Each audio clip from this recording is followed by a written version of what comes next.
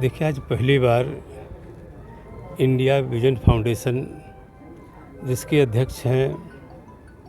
इस देश की पहली महिला आईपीएस अफसर डॉक्टर किरण बेदी जी, जिनके द्वारा यह इंडिया विजन फाउंडेशन संचालित है। और लखनऊ में एक बार एक मीटिंग हो रही थी हम सारे अधिकारी कर्मचारियों की भी। उसमें बात आई कि इस तरीके का जो रेडियो स्टेशन इन्होंने स्थापित किया उत्तर प्रदेश के पश्चिमी ज़िलों में। मैंने उसे रखा था पूर्वांचल उत्तर प्रदेश का महत्वपूर्ण भाग है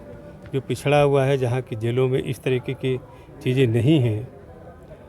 तो आज इसका उद्घाटन भी हुआ है, इस रेडियो स्टेशन का, जो इंडिया विजन फाउंडेशन के माध्यम से संचालित किया जा रहा है। और मुझे लगता है कि इसके संचालन से, चूँकि ये कारागार विभाग केवल अभिरक्षा का ही काम नहीं करता बल्कि सुधार का भी काम करता है। और इसमें कारागार में बंद जो बंदी और कैदी हैं, उनको राष्ट्र के समाज के मुख्य धारा से जोड़ने के लिए सतत जो उत्तर प्रदेश की सरकार प्रयास कर रही है और इस तरीके के तमाम कार्यक्रम चलाए जा रहे हैं। इस बंदी के सुधार के लिए, उनके स्किल डेवलपमेंट के लिए काम किए जा रहे हैं। अभी हमारे जेल में, उत्तर प्रदेश के कई जिलों में मैं गया हूँ, मैक्सिमम जेलों में आज वहाँ पे आर्ट का काम कर रहे हैं लोग, बहुत अच्छी पेंटिंग बना रहे हैं। और ऐसा नहीं कि कोई बाहर से सीख के आए थे, बल्कि वो बंदी जेल में रह कर के इतनी अच्छी पेंटिंग बना रहे हैं कि वह जो है देश के बड़े महत्वपूर्ण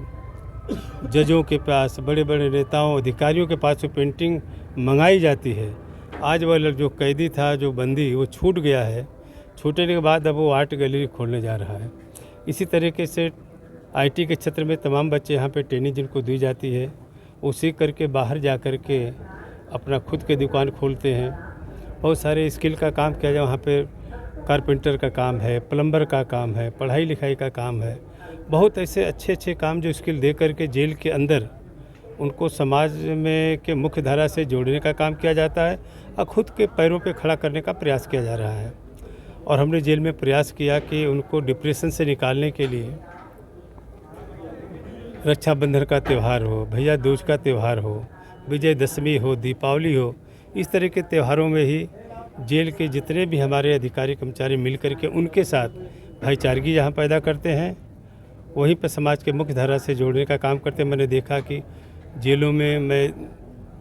दशहरा के दिन भी मैं गया था, गाज़ियाबाद जेल में गया था, रक्षाबंधन के दिन मैंने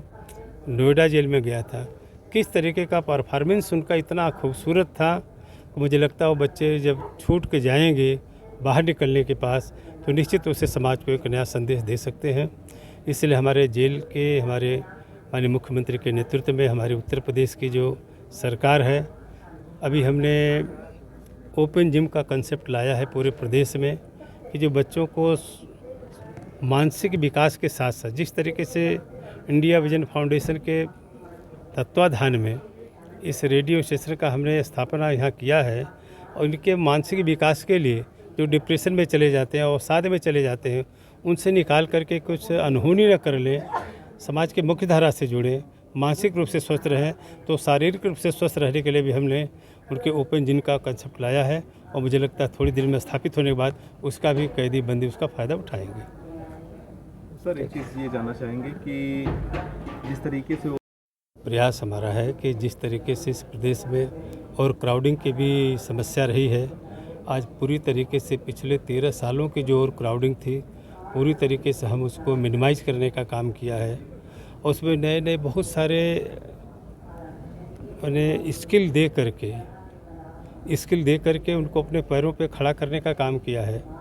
और प्रयास हमारा तो ओपन जेल का भी कंसेप्ट हमारे उत्तर प्रदेश में पहली बार आया है। अभी जो फतेहगढ़ जेल है, हमारा लखनऊ जो आदर्श जेल है, उसको भी हम कह सकते हैं कि वहाँ के बंदी जो है, वहाँ दिन भर जो रहते हैं कैदी, वहाँ पर हैं, दिन भर काम करके कमाते हैं और कमा करके अपने घर का खर्चा बर्चा भी चलाने का काम करते हैं, परिवार का भरण पोषण भी करने का काम करते हैं। तो इस तरीके के और भी स्किल दे करके हम उन बच्चों को, जो कैदी बंदी हैं, जो सीखना चाहते हैं, उनको हम पारिश्रमिक भी देते हैं और उनको जो है सिखा करके छूटने के बाद जो है अपने पैर पर खड़ा करने के बाद जेल प्रशासन जो मदद करके उनको लोन दिलवा करके दुकान आदि खुलवा करके भी उनको पैरों पे खड़ा करने का प्रयास करता है। सर एक सवाल राजनीतिक है। पहलगाम जिस तरीके से देश के यशस्वी प्रधानमंत्री आदरणीय मोदी जी और देश के यशस्वी गृह मंत्री जब माननीय गृह मंत्री अमित शाह जी खुद जो घटना के बाद तुरंत वहाँ पे पहलगाम में दौड़ पे गए थे, उनके चेहरे के भाव से आप समझ गए होंगे कि आने वाले दिन में होने वाला क्या है। उसकी शुरुआत हो चुकी है। CCS की मीटिंग में भी बहुत सारे महत्वपूर्ण फैसले लिए गए हैं और आने वाले में देखिए जब पिछली बार घटना घटी थी सीमा पर इसी तरीके का आतंकी गतिविधियों पर, तो जिस तरीके से हमारी सेना ने बहादुरी के साथ जो है एयर स्ट्राइक के द्वारा जो है वहाँ पे तमाम चौकियों को तबाह करके उनको एक संदेश दिया था। इस बार मुझे लगता है जिस तरीके जितना गंभीर इस घटना को लेकर के जिस तरीके से देश के लोग हैं, देश का गुस्सा, उनका सेंटिमेंट पूरे प्रधानमंत्री जी, गृह मंत्री जी